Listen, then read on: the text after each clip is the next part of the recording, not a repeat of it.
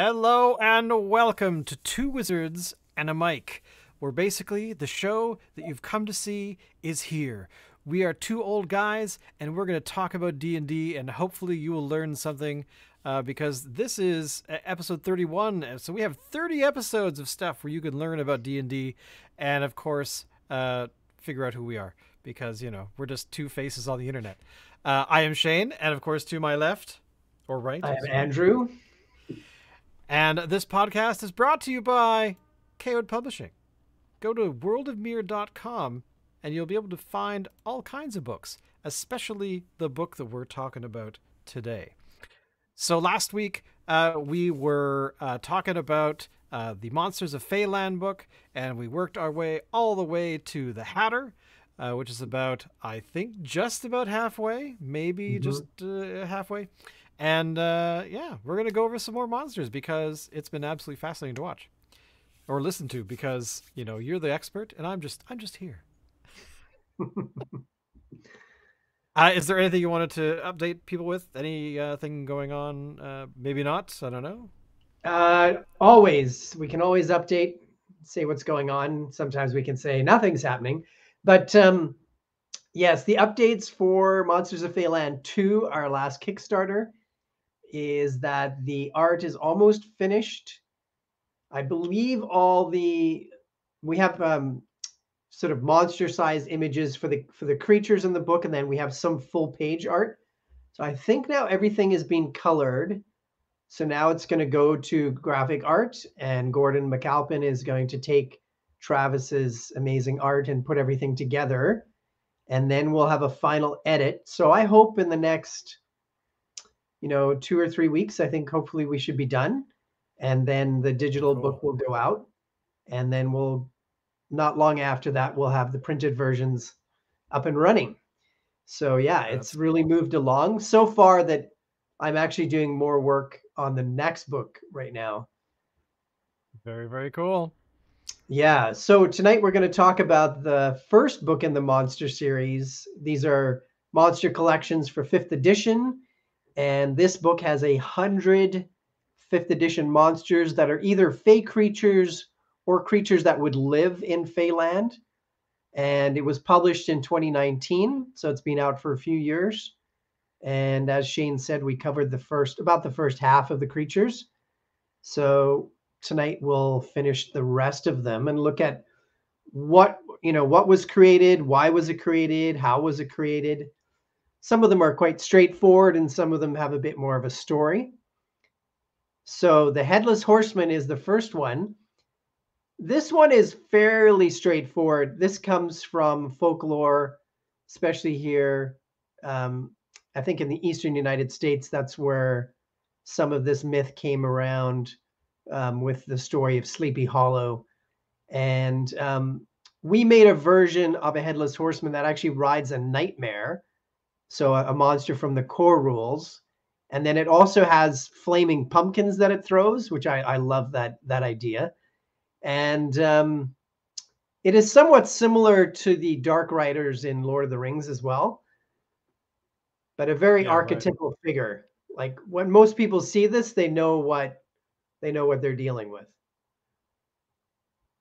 I mean, the Headless Horseman is one of those creatures that's been, I mean, for me growing up especially, I mean, it's always been a thing. There's never been a time that I can remember where I didn't understand when I was able to read, that I was able to actually understand what the Headless Horseman was, because you were exposed to, especially at Halloween, you're exposed to every dark story that's out there and in literature and everywhere.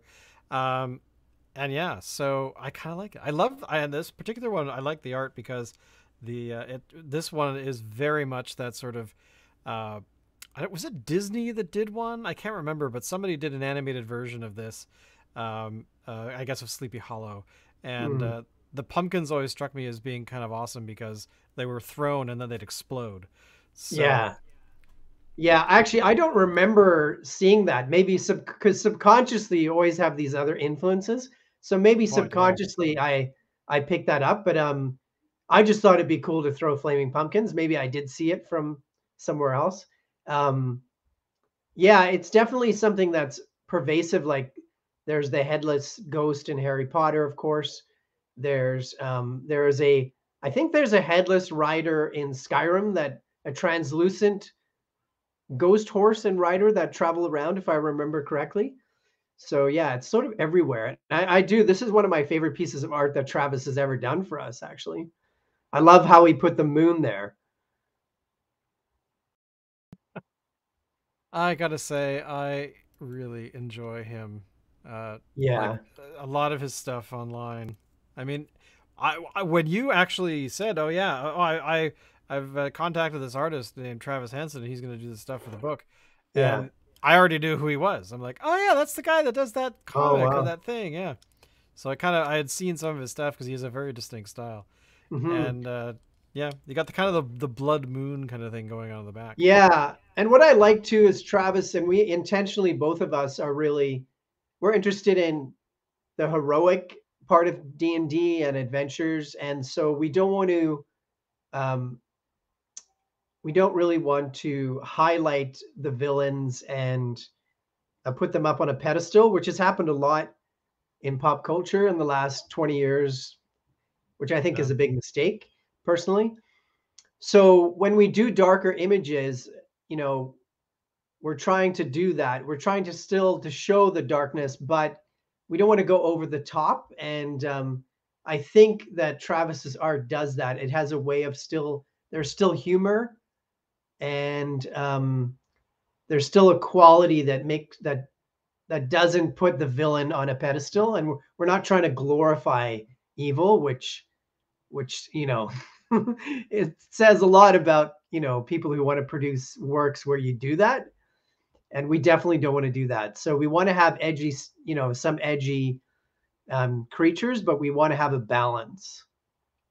Well, especially with things like creatures of the night. I mean, the headless horseman. All these characters are supernatural. They're evil. They're doing things that are not awesome. And I remember years ago having a conversation with a friend of mine who was wanting to write a new vampire novel because there were far too many. This is sort of the beginning of the Twilight stuff. When it Yeah, became a film, yeah, and suddenly vampires were kind of just like everybody else, except they glittered or yeah, whatever, yeah. and that really frustrated him because he's a comic book artist and he'd draw these cool vampires, these kinds of things, and then commissions that he was getting for the years sort of leading up to the film were like, oh, Right. can you make it sort of look like whatever the lead Emo, vampire's name is. emo vampire. Exactly. Yeah, Exactly. It became yeah, emo. And he's like, no, no, yeah. no. I want to do this, and I want to do that with this character. And so I actually wrote him a very short script of a vampire in Vancouver leaping off of that there's that clock tower thing on Granville, and Oh, just the gas. squashing somebody, whatever Oh, building right, that right. is. And he jumps down and just squashes some poor bystander who just was in the wrong place at the wrong time, and started ripping them apart and stuff. And so he drew some stuff around that, which was kind of cool. But yeah, very much, some creatures are allowed to be evil. I'm sorry, there's not everything Yeah, is all you puppies and cuddles. exactly. It's a real misunderstanding about archetypes and about shadow, and vampires are evil. That's what they do. That, like, taking life, living off other creatures is evil. That's what it is. And I just saw recently what's another great example of this? Oh, I know, with the Rings of Power, where there was this article saying, oh, they're humanizing Sauron. Well, you can't do that. It doesn't that He's not human. It's an evil archetype. It can't be done. So it doesn't make sense. And Yeah, if he you don't do uses. that, if you have a story, you're still going to have that creature. You're still going to have that.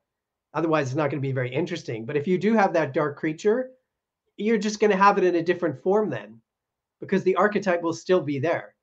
If you have good versus evil, you're just gonna have it in another guise.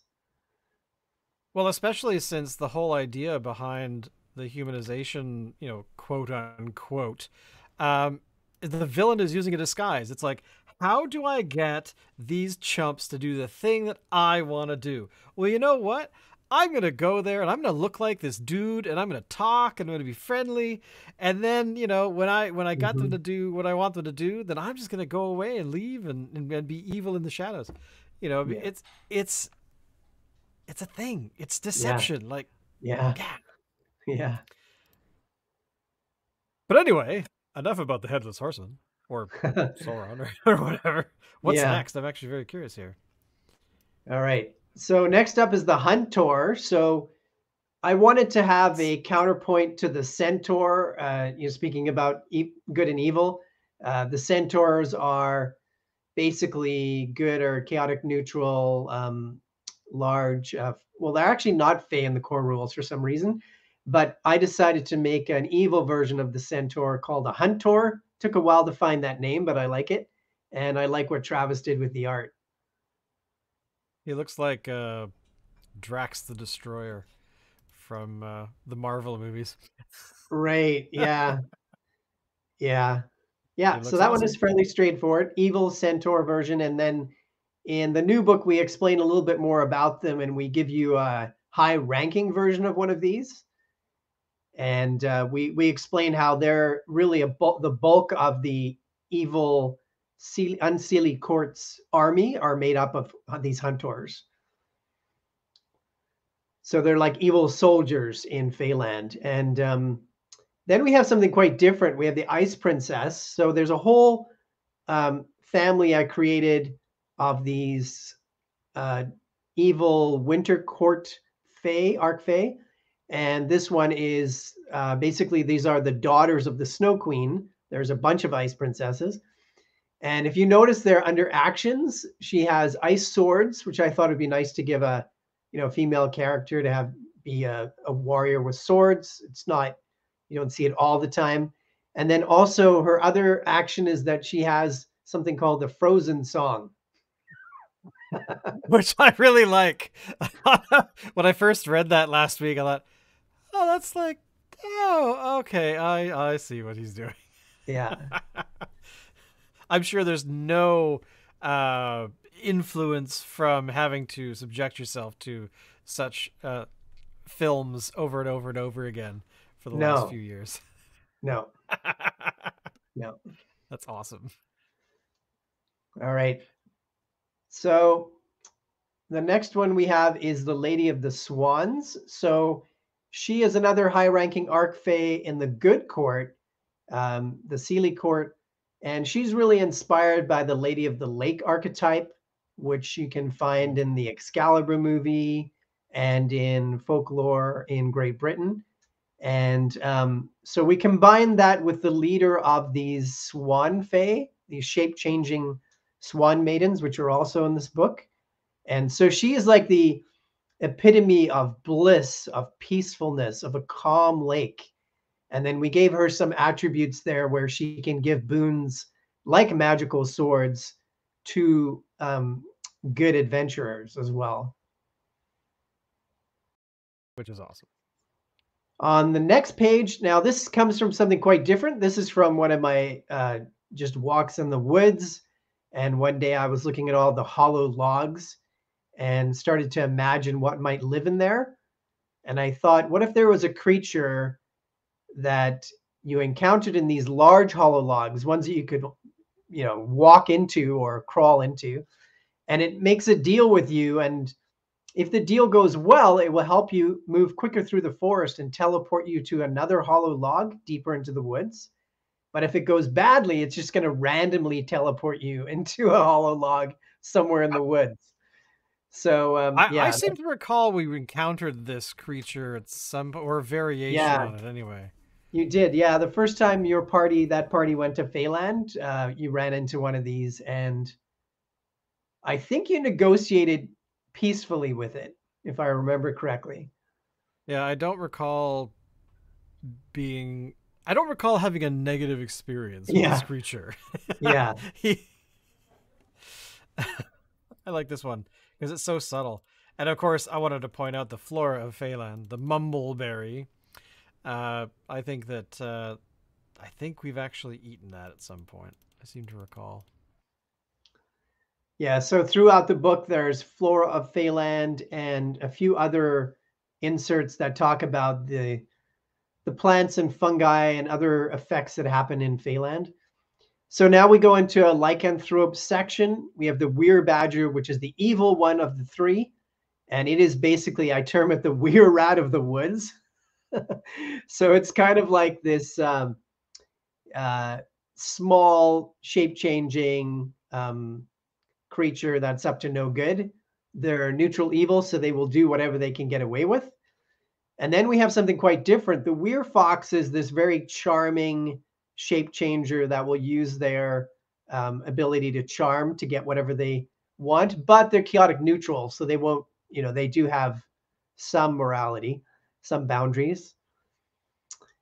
And then the third in the trio is on the next page. There's the weir rabbit.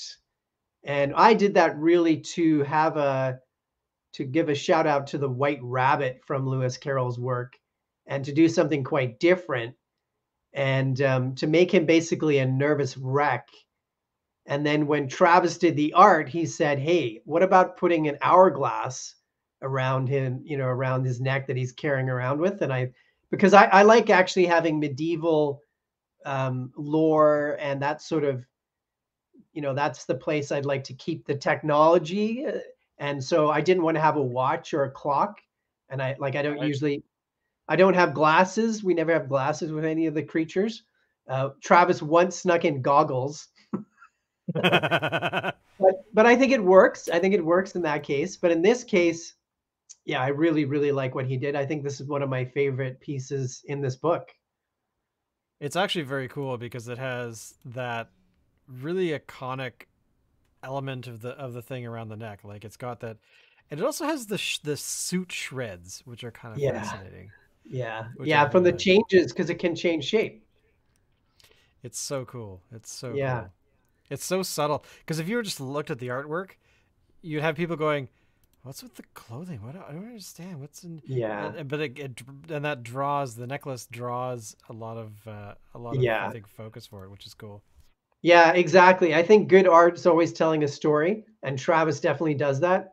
So pretty much, I think every image, there's a story going on there. So the next one is one of 4 creatures in the book that are part of the Wild Hunt. So this is something from folklore in Europe, this mystical group of hunters that are pursuing a prey, and basically they can even pursue them to other worlds. And they, at times, they will have a very powerful leader, like a god or a demigod or some supernatural being. Even Odin might be leading in some of the stories, might be leading the Wild Hunt. In our case, we decided to make this fey creature as the leader, and sort of a combination between a rogue and a fighter, but he also has magic. And yeah, so this is one of the members of the Wild Hunt. Which I think is cool, because I like the idea that you have somebody that's doing a hunt and they're able to like travel between different places, because you could have them. There's like, wasn't there a Star Trek episode like Deep Space Nine where they had some hunt like character that was hunting somebody else and that kind of stuff, but it's so cool. It's so cool. That's so basically every creature I see in this book. So cool. Yeah, me too. One of the funnest parts of making the books is seeing what Travis does with the descriptions of the creatures. So the next one is another one inspired by nature, really inspired by seeing all the mist and fog that we have here in Vancouver that drift around in the woods and the mountains. So this is this very large undead creature, basically like a giant phantom wraith type creature. And it sort of will drift in, maybe you're in the woods or in the mountains. The next one is, I love giving like lots of minions and mounts and creatures that the evil characters can have as helpers along the way. And so these night hounds can be used by Dark Fae to track down items or track down people. And sometimes they will even grab them, even babies and kids. And so this is this evil hound creature. And we added a little story in there in this bio, how unlike most hounds, it actually doesn't like other night hounds and other creatures like it, other dogs or any kind of creature like that, and they're Oh, loners. interesting. So we thought, yeah, yeah. So you don't So we have like thought, a pack of 10 of these things coming across no, the field at no, you or no. They something. would fight. They would fight each other. Yeah. That is so cool. I gotta come up with something better with this. Just saying everything's cool. That was epic. Night hounds Yeah. are epic. All right. All So right. there are a number of creatures in the book that are protectors of nature, and one of them is the nymph, and another, very common fantasy creature, and it has been in D&D, I think, in different forms, but there's none in the core rules. So this is our nymph who protects the forest, chaotic neutral, and again, basically all the creatures in Feyland are either chaotic good, chaotic neutral, or chaotic evil. There's a few exceptions, but not many. And most of the chaotic neutral creatures are wild fey. They're not part of any court. So she has some magic, and she has, um, yeah, some ways of dealing with intruders into the sacred areas of the woods, which to her basically would be everywhere. Yeah, totally. I was gonna say. Yeah. And the next one is one of the really powerful Arc Fae, one of the leaders in the Seelie court, the Oak Lord. He is basically the right hand man of the king and queen. And he has magic, and he's also a warrior, and he's the leader of the centaurs. Um, and he also, we decided to throw in a little love story. So he's fallen in love with the queen and has aspirations of taking over from the king, King Oberon. So we thought we'd throw a little love triangle in there. Nothing like having a bunch of people at the top who are, all elegant and they're well read and they've got all Yeah. kinds of great powers. And then they turn around and it's like, I'm sorry, you just did what? Yeah. Yes, exactly. All All right. So kinds of speaking of drama. King Oberon, here he is. So another powerful Arc Fae. And he is, unlike the queen, he is loved by all fake creatures, and he's very down to earth. He and her jointly rule Feyland in our version of it. Usually she's the main ruler and he's sort of a subordinate, I think. But we like the idea of having a male and female balanced in the leadership. And he has magic, a very powerful magic sword. He's also got the ability to summon unicorns, has this large owl familiar that aids him. And yeah, a very classic figure. He and Titania are both in Shakespeare's Midsummer Night's Dream. And yeah, a very archetypal figure in Fae stories. Now, something totally different is the Ogre King. Here's another creature that was inspired by a miniature. So Reaper Miniatures makes an amazing ogre figure that I've found. I don't think I actually have it. No, I don't have this one, but it's an ogre that has a shield. But if you look carefully, the shield's actually a door. So that's where this creature came from. That is why. And then I decided, okay, I'm going to make him the king of the ogres, and he rules some ogres, but he's more of a minion for the giants, and the giants kind of order him around. I like that. I do like that. The Mace of Chaos. Yeah. Yeah. So he has a magical mace. Yeah. And he can use his shield, which is a door. He can use it to bash as well. Yeah. It's very actually I'm mesmerized by that the door on his arm. That's so cool.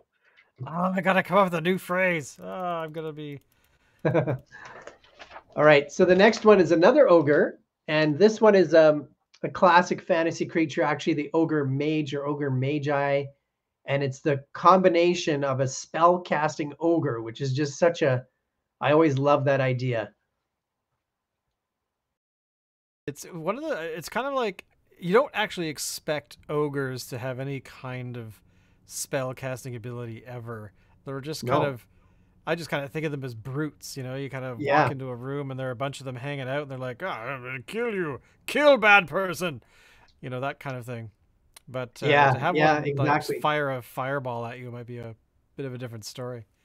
Yeah. Yeah. I love that contrast, and you can tell the artist like this because when we did the back cover, he decided he wanted this is one of the two creatures he wanted on the back cover. So you'll find the same creature on the back cover, a different drawing, but the same creature.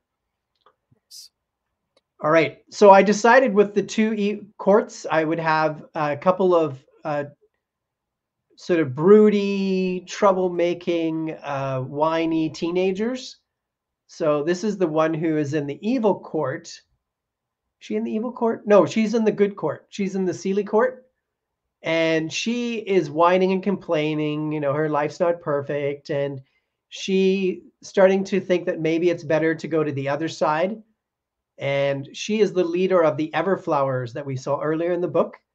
So she Right, is right. part of this theme of dance that we have in the book. So there's dancers and musicians as well as part of Feyland. And so she has a very powerful sword, again, with this theme of honey as well, with the Everflowers. They can summon bees and use some effects from honey and pollen. And again, that connection to nature and that kind of organic and sensual connection to the land, which I think is Yeah. part of Feyland. Yeah, The so thing that's I like Orchid. about the thing I like about her artwork is uh, when I first saw this when we first got the book, which I can't believe is like 2019. Like holy cow! Yeah, But is the fact that the hilt of the sword actually looks like it's like a bee in yeah, flight. You've got the yeah, stinger on the end. You've got sort of these mandibles at the top, and then the wings are a bit thin, but of course it kind of yeah, brings that kind of feel to it, which I like. yeah. If you look, Thank you, Travis, Travis. yeah, exactly. He's had so much detail because, of course, things like that we didn't put in the description. He just added. Another fantastic image. This is the pond of reflection. So this is really playing with the idea of the story of Narcissus and of narcissistic tendencies that we all have as humans. So these are fae and other creatures who start to fall in love with their own image, with their own selves. And these pawns take advantage of that. And they will grab the person who's now being charmed by their own image and pull them into the pond. So There, scary, actually. yeah, yeah. The next one is the leader of the satyrs. So this is the Prince of the Pipes, and he's another um, Fae, but he is not in either of the courts. So he's a wild Fae, and he's a more patient satyr. We say the others are very quick and hot tempered, and he's more patient and will play the long game. And yeah, he could be an interesting adversary or an interesting ally. His pipes similar to those used by other sailors. However, his pipes have more powerful effects. Yeah. Gotta say, that is kind of terrifying.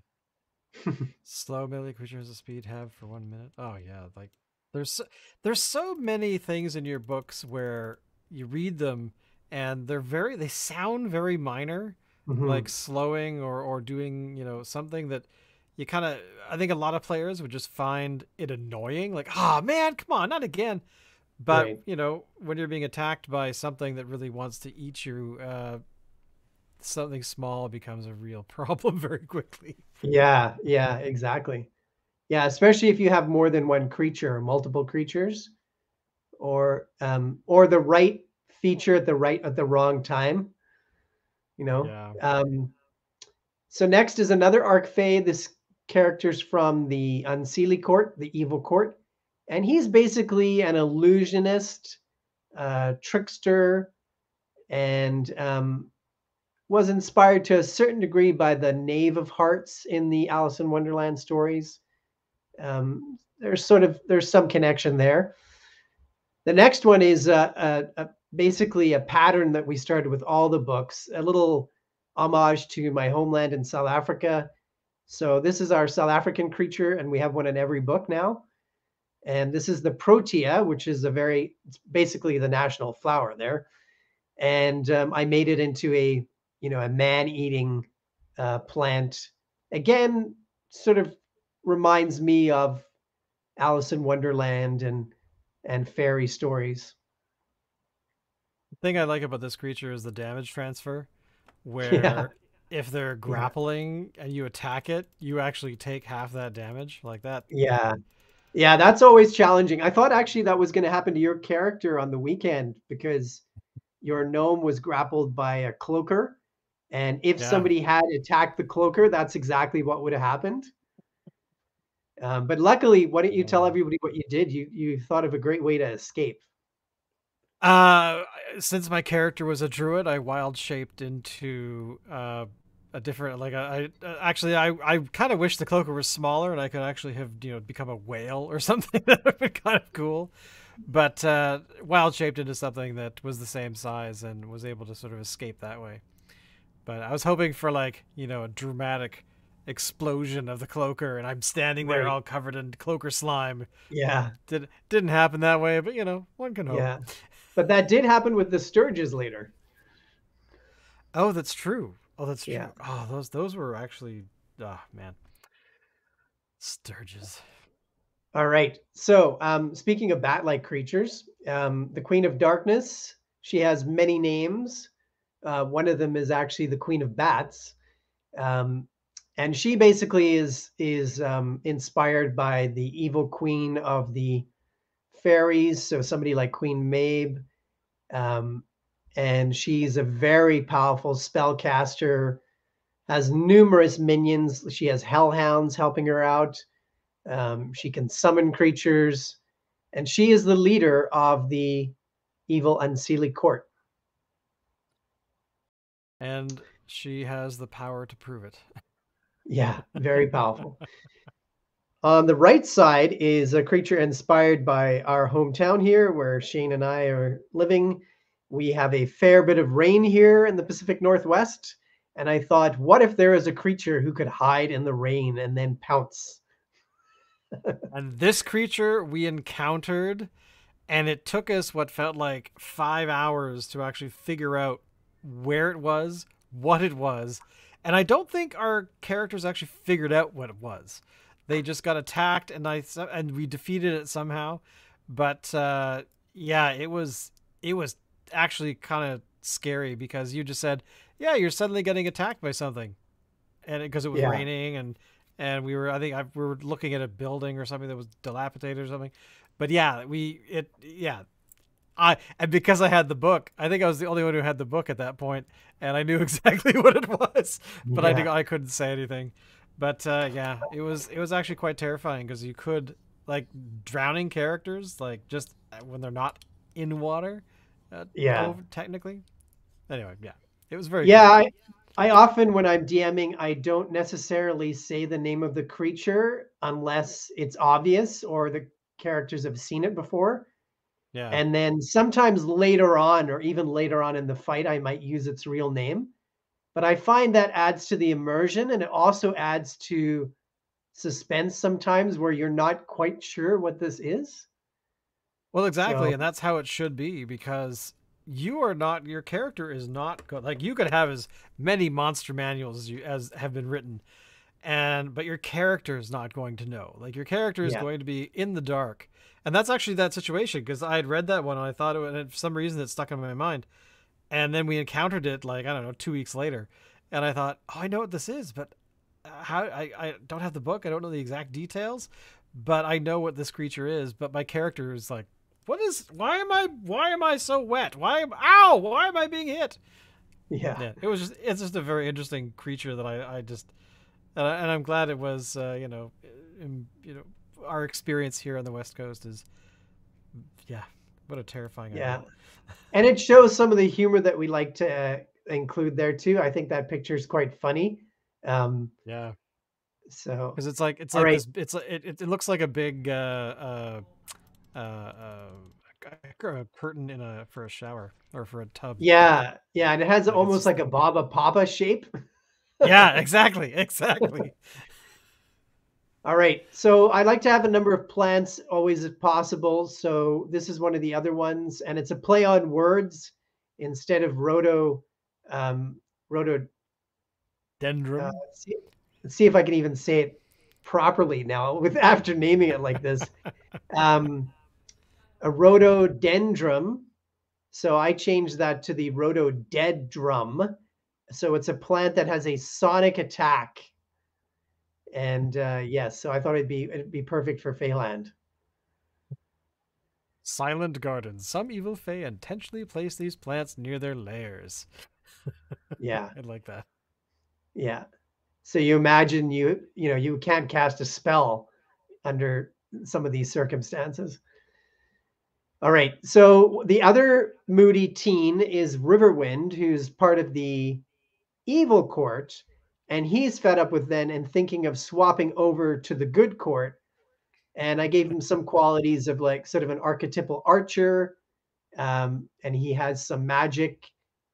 And yeah, so he's the counterpoint to Orchid, who's the complaining teenager in the other court. The moody blue. Yeah, exactly. And so we actually, in speaking of Orchid, we put an evil version of her in the new book in Feyland 2, which we're Nice. almost finished, and you can still pre-order at our site. We put an evil version of her in there as well.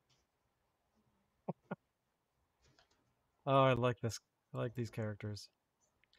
Ooh, All the right. royal stag. Oh, I like this one. Yes. So this is my favorite, and this is my favorite for so many reasons. I love what Travis did. I think this is a spectacular image. And what this stands for is, honor. And this is the one of the most respected Fey creatures. He's basically leader of the giant elk that live in Feyland. He has some magic, and he's very, just this majestic, beautiful creature. And there's lots of positive male energy, I think, that comes with this creature. And a very archetypal image in Europe is of the antlers. You look at how many family crests have the antlers on them, and the sort of stag, like the royal stag. And there's many stories of dark creatures chasing the white stag or different creatures, and we mentioned that in this bio.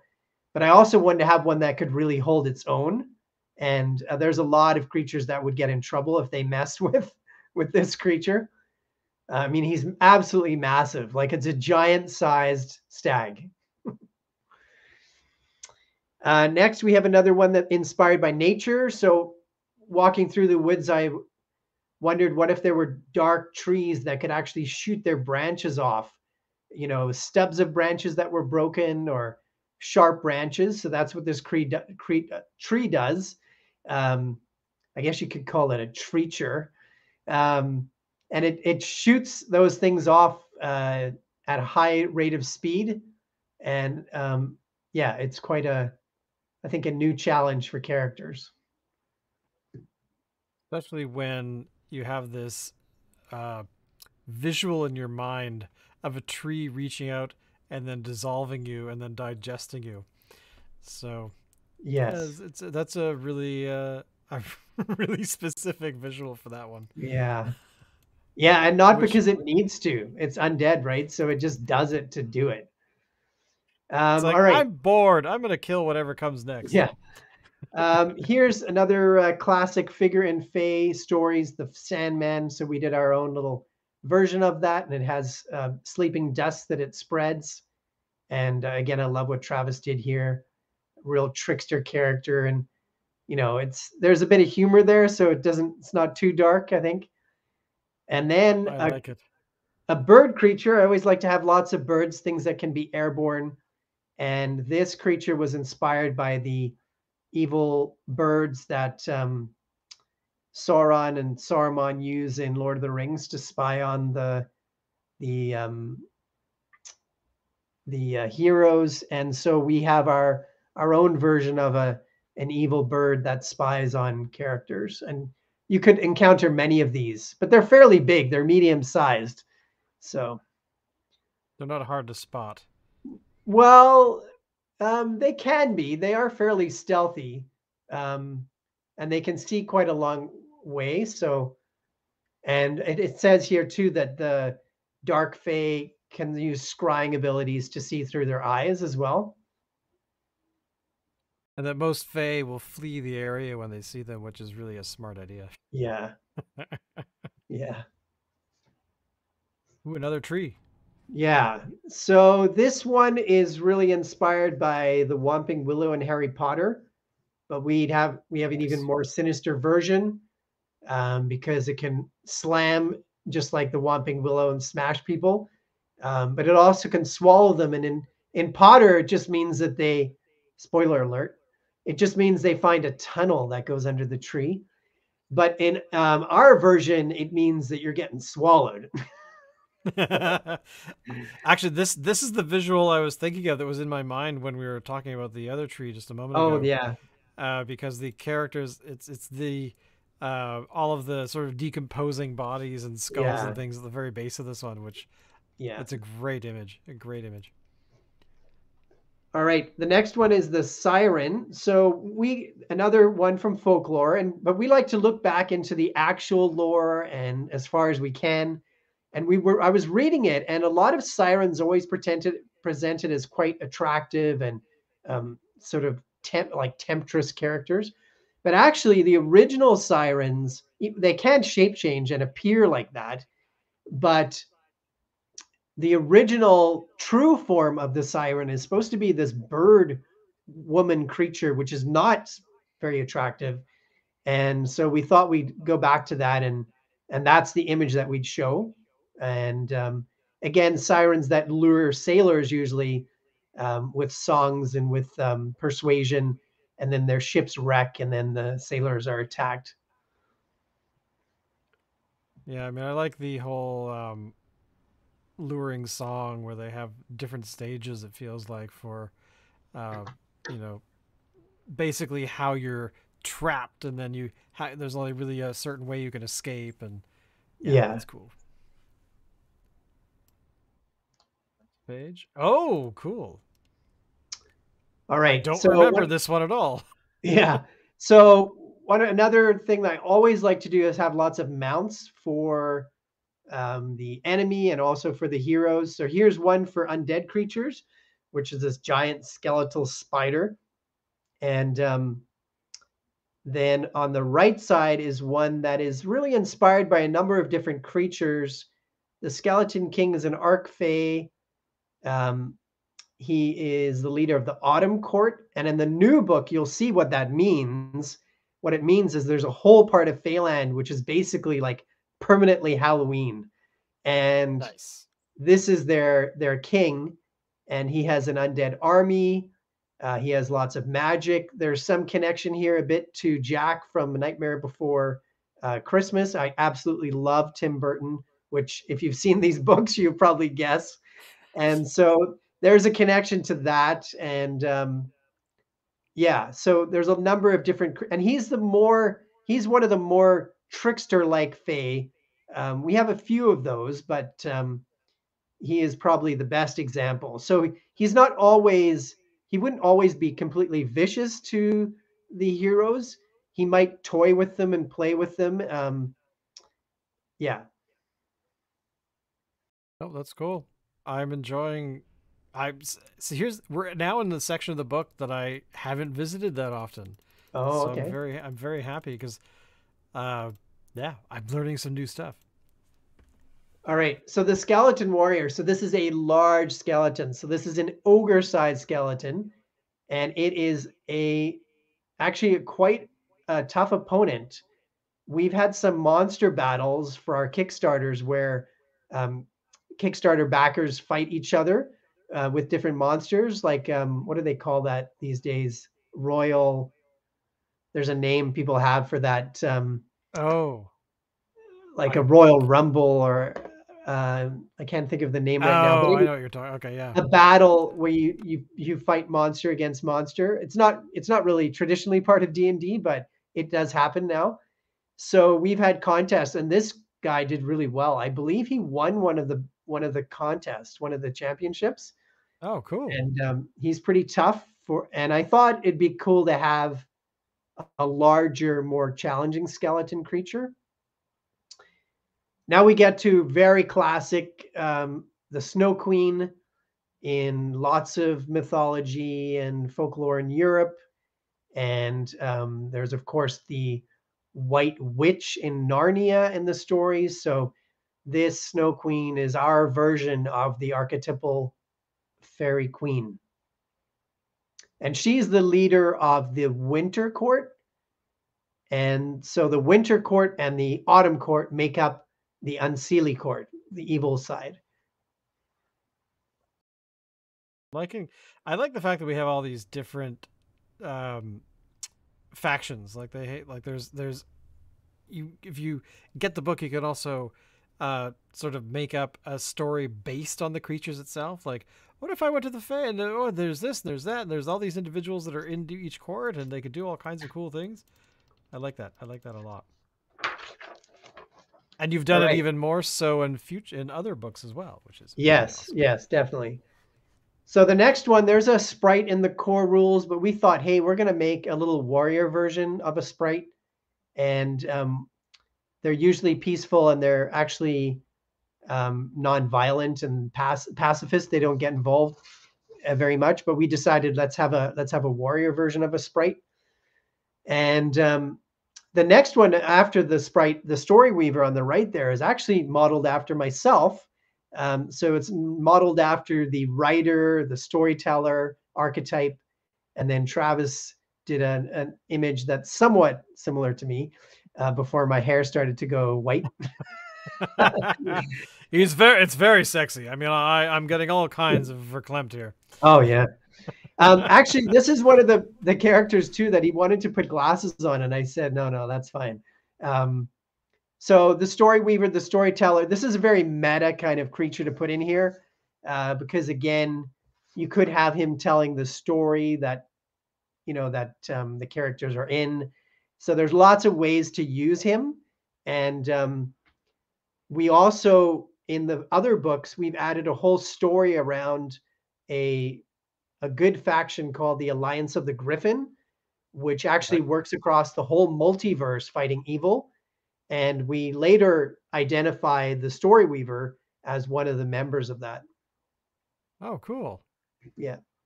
My favorite power that he has is creative license. Oh, yeah. Yeah. Yeah. Ooh, the Swan Maiden. All right. So the minions basically of the Lady of the Lake are Lady of the Swans are swan maidens, shape-shifting fey good creatures who can turn into giant swans, and there's no giant swan in the core rules, which meant in this book we had to make a giant swan. After her is another fairy creature connected to nature. These are air creatures, like similar to an air elemental, sort of combined with a fairy creature.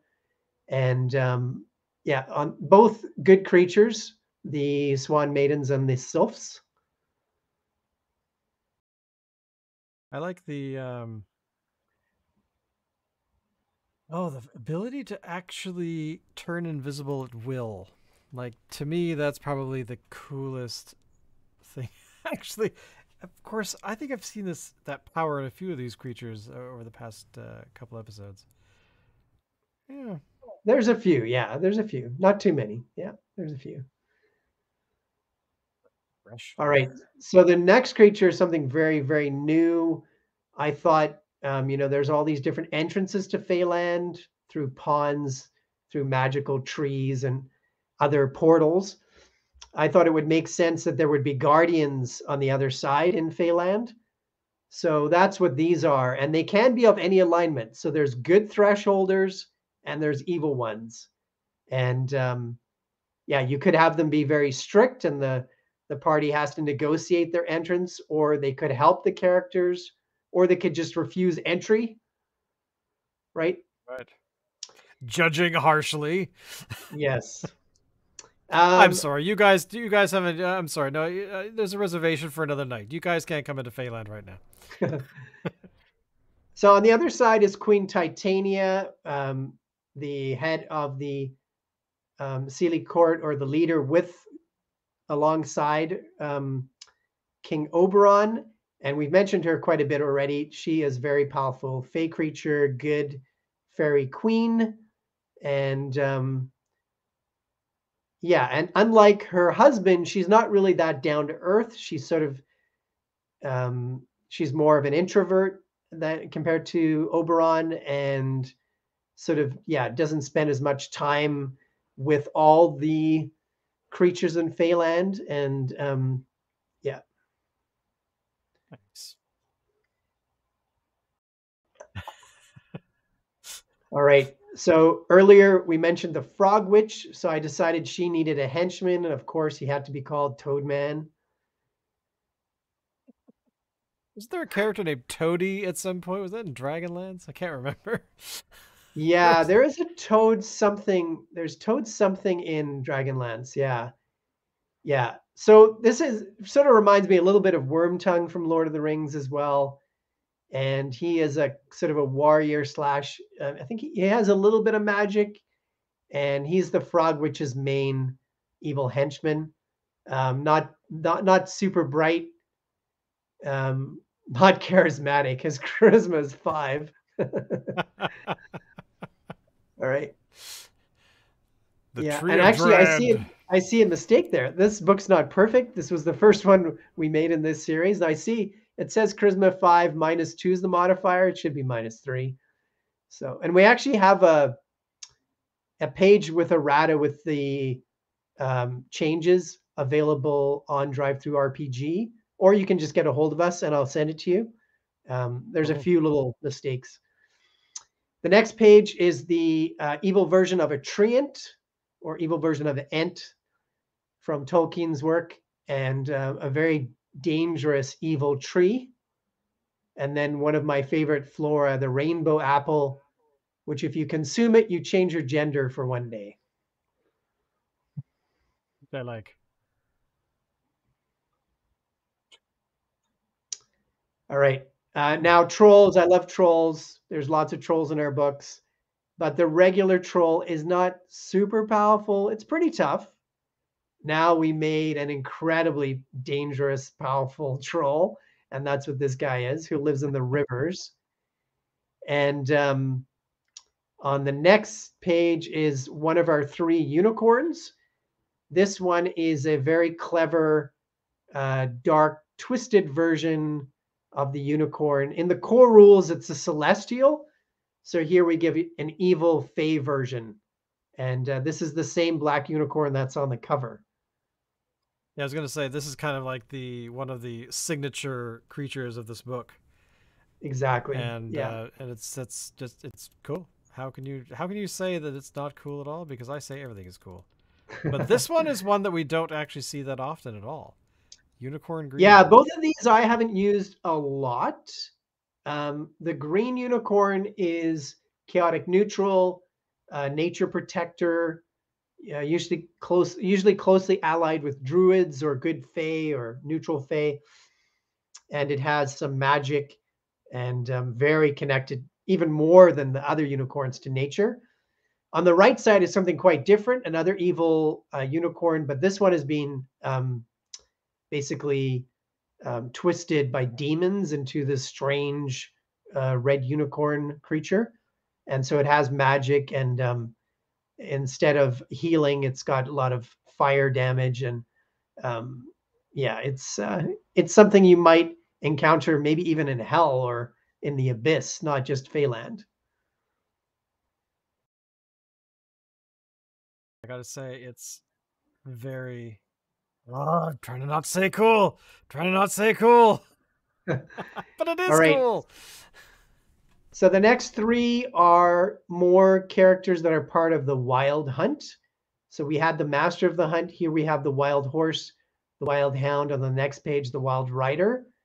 And one thing we did was we made them sort of interchangeable to a certain degree, that some of them can shape shift into each other. So we're kind of going with that theme that this wild hunt almost is one, it's almost like one creature that keeps changing shape as it keeps moving along. And they can again travel into other planes, to the ethereal plane, and they could be pursuing somebody or something quite a distance. It's cool. Like I got to say that the fact that you have these hounds that are more pack animals, I kind of like. That's because the previous hounds we were talking about earlier are not. You know, they only like to hang out by themselves. Exactly. Yeah. Exactly. Yeah. Yeah, and I like that Travis, he did the coloring that he did for all 4 members of the Wild Hunt's all exactly the same. The horses, Yeah, the hounds, I yeah, actually hadn't noticed. That is so cool. yeah, the horses, the Ow! hounds, the master, and then this is the rider. So these are evil, not evil. They're chaotic neutral. These are wild fae. So these are the riders on the horses in the Wild Hunt. And then on the right, I always wondered why they don't have a witch creature in D&D. They have had a class called the Witch way back in Advanced Dungeons and Dragons. In first edition, they had a witch class in the Dragon magazine, but I only know first edition and fifth edition, and there's no witch, which never made sense to me. So here we make our version, and we say they have to be evil or good. You can't be a neutral witch. And I also added a feature where they have water susceptibility, because I always liked that from Wizard of Oz, that they take damage from water. So I included that in here. Which is very cool. I got to think of something else there. I got to think of another word that's cool, but these are so cool. We could go back to the 80s and you could say gnarly or radical or. Good plan. All right. The next thing. Hey, the Witch King is pretty rad. Yeah, exactly. So the Witch King, somewhat inspired by the Witch King in Lord of the Rings, but we've added our own spin on it. Some people have told me that this image looks like something from a certain video game, I guess, that might have been inspired. It might have inspired the artist. I'm not sure. And he is a very, very powerful magic user warrior character. And another image that the artist obviously liked because he put him on the back cover as well. The Aura of Fear, I think, is one of a lot of the creatures that we've encountered from your books. There's been a couple that have like that innate ability where it's like there's this aura around them, and if you are in that zone, you could be in trouble. Being frightened for a minute, or falling unconscious, or things like that. Yeah, exactly. All right, so yes, so on our beast section, we start out with one that might subconsciously have been inspired by the Hypnotoad from Futurama, but I had never had that in mind when I created it or when I gave the description to Travis. But I love this idea that this creature takes memories and it hypnotizes characters and makes it very difficult or impossible to cast spells. And it's actually a handful, this creature, the Forget Frog. The rest of the mounts, for the most part, are quite straightforward, but he's a handful. So the next two, really, we made because we like mounts and because I can't see a fairy world that didn't have giant butterflies and giant dragonflies. Agreed. You can always have, the fact that they are able to ride these things it gives them an extra edge on any of the adventurers coming through Feyland. Yeah, exactly. Yeah, I also like the idea that these mounts could all be used by the characters too. And here's another example, the giant fox. In fact, this was used by a mount in one of the adventures we ran, and I remember it well because somebody was charging with their red fox, and they decided to jump over a river on the fox, and they rolled their dexterity check, and they rolled a natural 1. So the red fox and the rider went right into the river. You So jump here's and bail another, straight into the river. yeah, another classic, I think, creature. The giant rabbit. The main reason we made it originally was to have something for the weir rabbit to change into, just like the next creature coming up in a moment. But we thought we'd add something, add a little bit more to that story too, and say that creatures trying to grow food in Feyland have lots of problems with these creatures. All right, Appetites for destruction. exactly. Yeah, and I thought I'd throw a little musical reference in there. So it says the Nice. few, what does it say? It says something like the few farming communities in Feyland are on guard for giant rabbits. These beasts can destroy fields full of crops in a matter of days. So yeah, I thought I'd throw a little shout out with the appetite for destruction. Uh, Which I love. all right, I mean, so another, that's gnarly. yeah, just like the last one, this one was created so the Swan Maidens had something to turn into because there was no giant swan. So pretty Of course. straightforward. Um, and it would be funny having to fight one of these creatures. Um, the next one is actually a mistake. I actually told the artist in the description that I wanted a giant turtle, and I got this image. And I loved it so much. I said, "That's fantastic." And I say, "You do know that that's a tortoise." Um, but I love it, and I love the idea of having this like pack animal. It's enormous, right? Like it's huge size. It's giant size. So it would be actually bigger than that. It'd probably be about 4 or 5 times the size of that. And yeah, so it's a pack animal. So cool. And Oh god, then gnarly, we gnarly. did get our turtle. I did ask for the turtle again in the Monsters of the Wilderness book. So you'll get a giant turtle in there. The last Excellent. one, again, I love the idea of mounts, and this is a war dog that could be used in this case by goblins, but it could be used by halflings or gnomes, small creatures. Then Travis does a great big full page of the Frog Witch in her little home in the swamp. That to me is like the iconic page for the book. That Yeah, to I me love it. is. Yeah. And then the very last 2 pages, one gives you all the monsters by challenge rating. In the newer books, we also do a page that gives you the monsters by monster type, I think, which helps as well. And then the very last one there is just an encounter table for this book.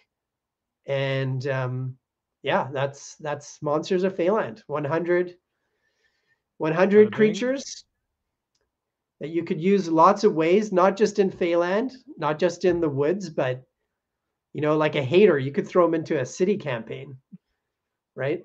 Yeah, well, it's definitely going to be some of these that logically you could encounter wherever, and Yeah, one of the things that actually struck me at one point was, I think actually when we were talking the last episode, was about how some of these creatures could actually be used as story features where you could have, like the one of the courts being like, we have to go, we need to find help, or we need to do this, or we need to do that, and you could be like walking down, the city of Knox, the main street, and you're like, just going to the market, gotta get some milk and butter. It's gonna be great. I'm gonna go home and I'm gonna watch, the boats come in on the lake there, and yeah, then suddenly like you run into this whole campaign of fey creatures like, yeah, we're here. You look like somebody we need help from. So that'd be you're cool. coming with us. And suddenly you're like, where am I? You're now in Feyland. Why? Yeah, Ah, yeah, yeah. exactly. It's very easy to bring adventurers into Feyland. You could just say there's a tornado and take it Well, in exactly. Wizard of Oz style, right? Actually, that would be cool. That would Right? That actually would be be very fun. interesting. I think what I did with one adventure is I had you guys went through a painting. Yes. It was a full painting on a wall, and then one of you went up to it and you just brushed against the wall and your hand went right through. And then it was a painting of a forest, and then you realized it actually is a forest. And you could just this painting feels real. Like what? Yeah. Why it feels like why? And you Hey, wait a minute. So My you could hand's just wet. walk. You could just walk right into Feyland. So, yeah. Feyland is such a great place. I gotta say, dangerous but great. It has all kinds of story possibilities that can push campaigns along, and yeah, it's highly underused. Highly underused, I think, at least for my experience. Playing. Yeah. Although I know in the community it's getting more. It has been more popular recently. There are a lot of people who enjoy, like you say, fake creatures and those sort of stories. Yeah. To try and, have unique things coming in or out of, or you visiting in and out of a dimension that completely is just, and the DMs can do almost anything and it doesn't really matter. Yeah. It's like, yeah, it's so cool. Feyland, there's no rules for sure. So exactly. Yeah. And that's the best part. Yeah. But, well, thank you all for listening. Thank you all for watching. And don't forget all of the stuff we've talked about, artists, or the artist that has drawn all of these great images and all that kind of stuff are all down below.